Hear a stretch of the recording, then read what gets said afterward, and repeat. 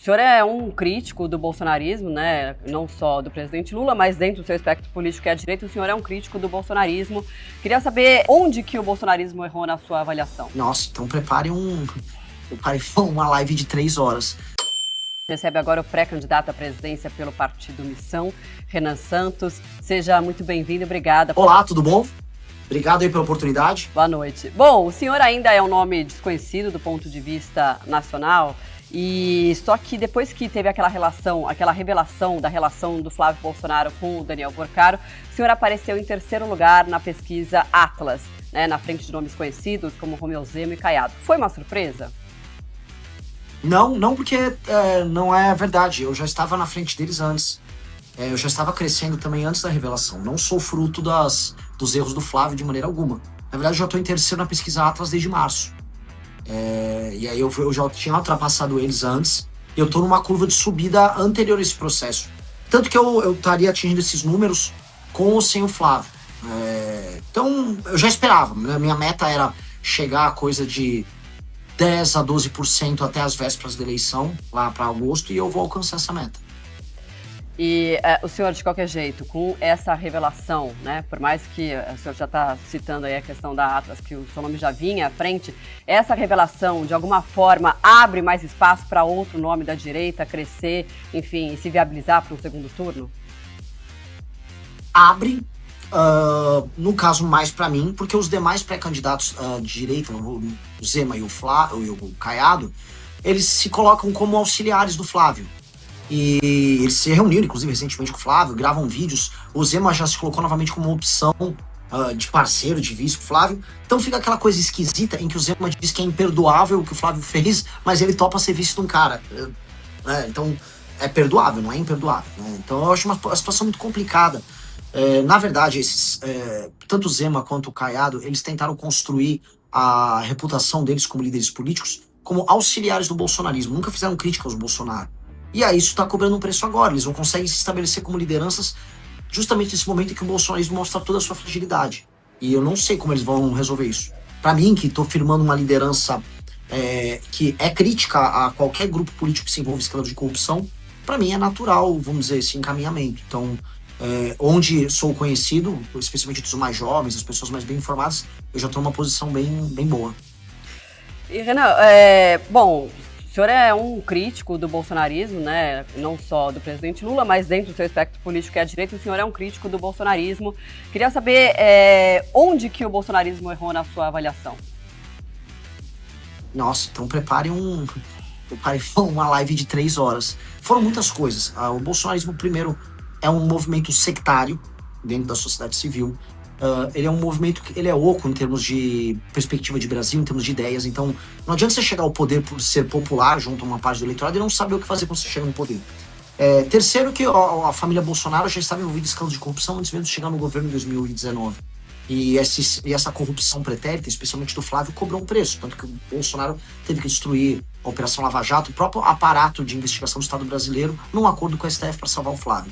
O Bolsonaro não fez um bom governo, ele se comportou de maneira bizarra ali na pandemia, ele manipulou seus seguidores por muito tempo, enquanto especialmente seu filho Flávio fazia negócios. Esse é o problema, o seu filho Flávio diz que é um representante da moral, dos bons costumes, da família brasileira, enquanto ficava fazendo negócios com gente que não presta durante todo esse período e traindo esse próprio eleitor. O eleitor ficava indo pra frente de quartel, né, pedir intervenção militar contra o STF, enquanto o Flávio fazia negócios com caras que andavam com essa turma do STF. E aí, cara, isso é insustentável, né? Isso é um projeto político insustentável que se baseia na mentira, especialmente na mentira sobre idosos. Você ficar enganando os senhores e senhoras de idade, que é o que o Flávio faz, que o bolsonarismo faz, eu acho uma das coisas mais canalhas. É a versão política do escândalo do INSS. Porque o escândalo do INSS era uma forma de enganar idosos para tirar dinheiro deles. O Flávio Bolsonaro basicamente enganar idosos para tirar voto deles. Eu acho isso horrível. O senhor também, né, se coloca como um nome antissistema, lembrando que o ex-presidente Bolsonaro também fez isso quando venceu em 2018. Qual que será a diferença para o eleitor? Como é que o senhor vai fazer esse distanciamento? Eu não sou antissistema, eu nunca falei isso. Pelo contrário, sou presidente de um partido político. Eu quero reformar o sistema brasileiro. Eu estou fora desses jogos escrotos que tem na política brasileira, troca de favores dos mais baixos, escândalo de corrupção. Eu não tenho nada a ver com isso. Mas eu não sou um antissistema. Quando a gente tocou o impeachment da Dilma Rousseff, não apenas nós fizemos a parte das ruas, mobilizamos as pessoas, mas nós fomos até o parlamento negociar com as lideranças dos partidos políticos para obter a maioria para fazer o impeachment. Então, eu não gosto desse rótulo, nunca tive. O rótulo que cabe em mim eu sou um reformista radical. Eu quero fazer reformas radicais naquilo que a gente chama de sistema, para fazer o que ele opera em favor dos brasileiros e não mais a favor de uma minoria em Brasília. Que tipo de reforma radical? Qual seria a principal? São muitas, desde reformas que vão no campo fiscal e econômico, reformas de competitividade, até uma reforma profunda no sistema penal, uma reforma no sistema persecutório do Estado brasileiro para enfrentar o crime organizado, uma reforma que tem um impacto político, uma reforma de gestão das cidades brasileiras. Boa parte das cidades brasileiras elas não têm função, elas apenas vivem de orçamento que vem do governo federal e não entregam bons serviços públicos e não impõem a si próprias a necessidade de fazer seus cidadãos terem atividades econômicas de modo aos cidadãos se emanciparem da dependência do Estado. E nós temos uma reforma profunda para alterar isso. Esses são 3 exemplos que eu coloco aqui de reformas que alterariam toda a dinâmica política, econômica e social do Brasil. E isso não é uma coisa de uma pessoa de sistema, muito pelo contrário, é uma pessoa que estuda muito aquilo que a gente chama de sistema e que quer alterar ele, quer alterar a forma como ele funciona. Por que o senhor acha que veio esse rótulo que o senhor disse que não gosta? Porque é um rótulo, não digo que é um seu, acho que você é uma jornalista séria, mas muita gente na internet é preguiçosa em fazer pesquisa. E aí acha, ele é um cara antissistema. Porque eu sou de um movimento político, não sou do partido do Kassab. Eu acho que só tem preguiça nisso, de parte da imprensa ou parte da análise política. O Renan é antissistema. Igual pessoas que me comparam ao Pablo Marçal, que é um estelionatário. Não tem nada a ver com isso. Candidato de direita, como que o senhor se definiria, né? Dentro da direita, quais que são os seus propósitos? Enfim, o que o senhor mais acredita como uma mudança de fato, se, claro, for eleito presidente nesse ano? Eu acho assim, quando a gente estuda, vamos dizer, quando a gente tem uma leitura política do que é o nosso grupo político, tanto o movimento quanto o partido, nós podemos ser classificados de maneira clássica como um grupo de direita. Lei e ordem, a ideia de que boas hierarquias fazem bem para uma sociedade, a ideia de que existe um sistema de valores e de uma tradição que nos define como povo e que precisam ser mantidas. Então, isso nos coloca mais no campo da direita, mas isso nos torna dogmáticos. Eu vou dar um exemplo. A nossa reforma lei das cidades brasileiras, do Estado brasileiro, que é a Lei de Responsabilidade Gerencial, ela encontra eco, vamos dizer, na administração do Japão e na administração de algumas províncias na própria China. Ou seja, não importa se isso é mais à direita ou mais à esquerda, boa parte das políticas que a gente adota, elas são adotadas em nações que têm um perfil mais à direita, outras que vão ter um perfil mais à esquerda. Quando a gente olha, por exemplo, políticas educacionais, eu vou encontrar bons exemplos na Finlândia, eu vou encontrar bons exemplos em Singapura, eu vou encontrar bons exemplos na China. Então, não ser dogmático é bem importante, porque a gente tem bons exemplos de várias correntes de pensamento ao redor do mundo. A gente quer pegar o que funciona e colocar no Brasil. O senhor pensa em alguma possibilidade de compor uma chapa com outro nome da direita? Em que sentido? Assim, de ser cabeça eu jamais ou serei vice? vice. Ok. Eu não jamais seria vice em nada. Nada, absolutamente nada. Bom, se alguém quiser ser vice, aí tem que me procurar. Sim, o senhor vê essa possibilidade? Se alguém quiser, aí tem que me procurar. Não, sim. A gente e não só eu, como Kim, as lideranças do nosso grupo, a gente sempre foi bom de papo, bom de conversa para abrir um projeto legal. Eu tinha feito uma vez uma provocação na Jovem Pan. Falei pro Caiado Zema, vamos sair dessa velharia de bolsonarismo. Por mais que o Caiado seja uma pessoa de idade, ele é mais, vamos dizer, mais novo de cabeça do que os Bolsonaro. E, vamos fazer uma coisa nova, não vamos ter medo de ousar. Mas o problema é que os atuais nomes, eles têm um receio em ousar. Eles, inclusive, evitam me citar, né? Então, as pessoas ficavam falando em terceira via. Sempre era os governadores. Até que eu ultrapassei eles. E aí, é meio inevitável falar sobre mim, mas eles evitam falar até agora. O que não faz muita diferença pra mim, pra ser sincero, mas... lógico que eu gostaria de conversar, eu acho que todos eles têm alguma coisa a agregar. E no projeto que a gente tem pro Brasil, A gente vai precisar fazer uma coalizão com todo o Brasil que trabalha e produz.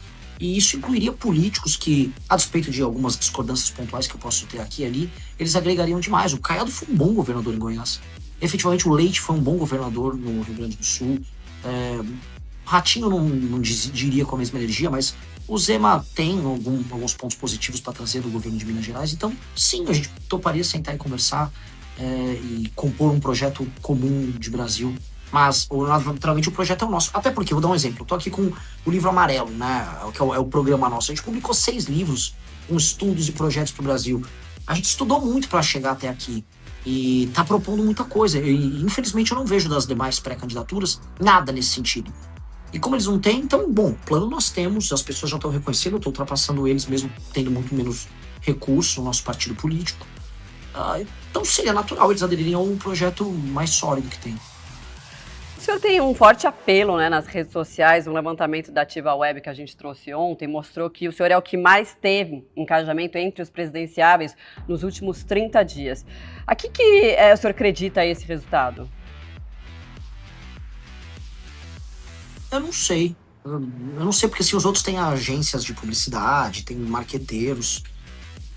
Eu gravo meus próprios vídeos, eu faço os roteiros dos próprios vídeos, eu tenho 1 ou 2 pessoas que me filmam, o tipo de visão de mundo que eu divulgo, a visão de mundo que eu divulgo nas minhas lives. Acho que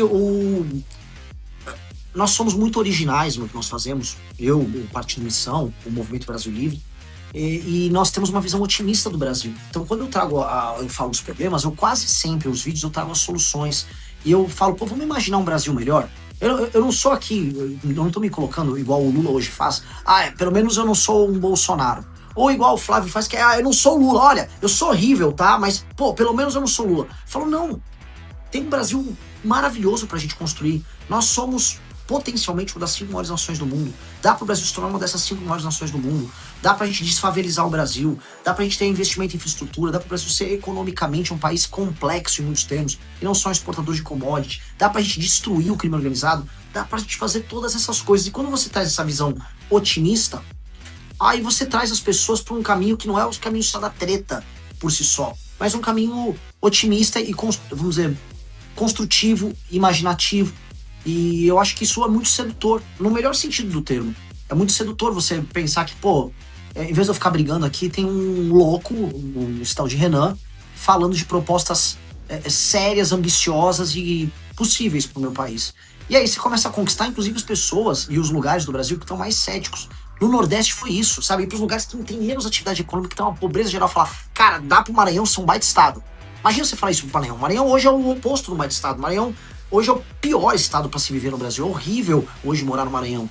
E você falar, não, tem muita potencialidade, mas tudo isso está sendo travado pelas escolhas políticas de uma elite local horrorosa que vocês têm. E ao trazer esse tipo de diálogo, você começa a construir algo. Então é uma pré-campanha muito construtiva, assim, e ambiciosa nesse sentido. E a gente conseguiu refletir isso nos nossos conteúdos. E aí o desempenho em redes, ele vai. Porque se você olhar direitinho, eu não sou um provocador, eu não sou um cara que faz vídeos, vamos dizer, ou produz conteúdos, ou vai encontrar jornalistas pra lacrar. Eu não tô lacrando em ninguém. Eu tô tentando ser o mais honesto e preciso possível. Muito bem, a gente conversou com o Renan Santos, pré-candidato à presidência pelo Partido Missão, também presidente do partido. Muito obrigada e até uma próxima. Boa noite. Muito obrigado. Boa noite. Se você gostou do nosso conteúdo, não esqueça de deixar o like e se inscrever no canal. Até o próximo vídeo.